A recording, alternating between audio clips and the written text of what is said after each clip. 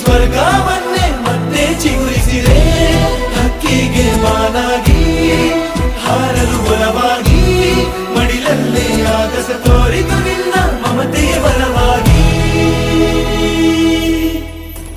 ಸೇರಿದ ಈ ಹೊತ್ತಿಗೆ ಕೈ ಬೆರಳಿನ ತುತ್ತಿಗೆ ಆ ದೇವರಿಗೆ ಶರಣು.